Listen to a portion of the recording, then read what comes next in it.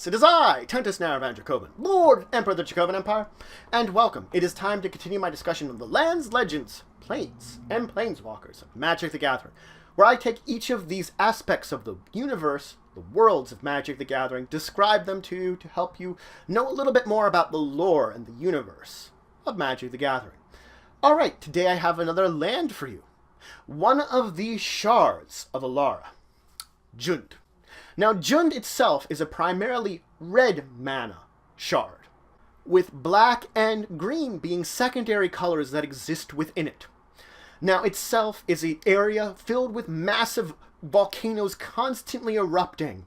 It's a place that the humanoids of JUND, the humans, Fiashino, and goblins, barely eke out a living, while the top of the food chain, the top of JUND, the dragons, find this place incredibly appealing and the perfect environment for them, the place that they can rule over.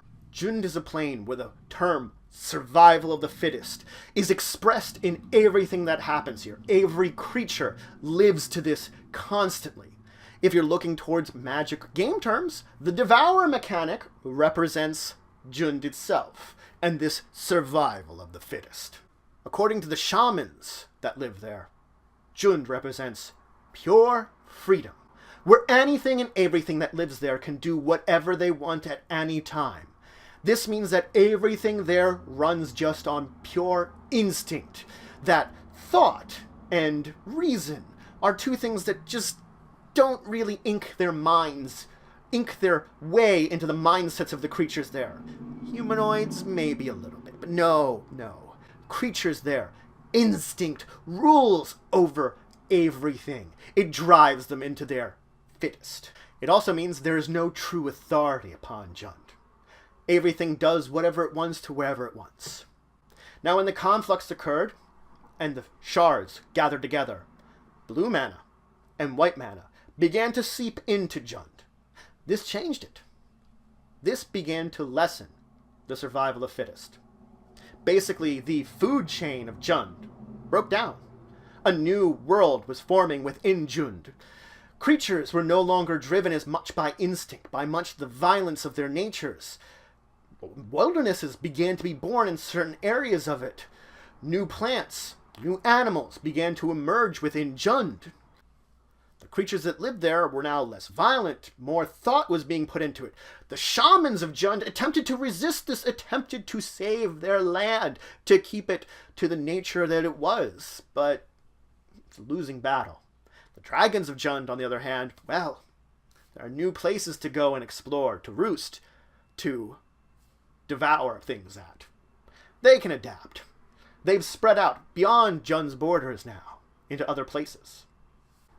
As the merger completes, as the borders lessen, that survival of the fittest, that wild instinct of a lot of the creatures lessens, starts to disappear in many of the creatures, as JUND becomes just part of New Alara. Now let's talk about some notable locations within JUND.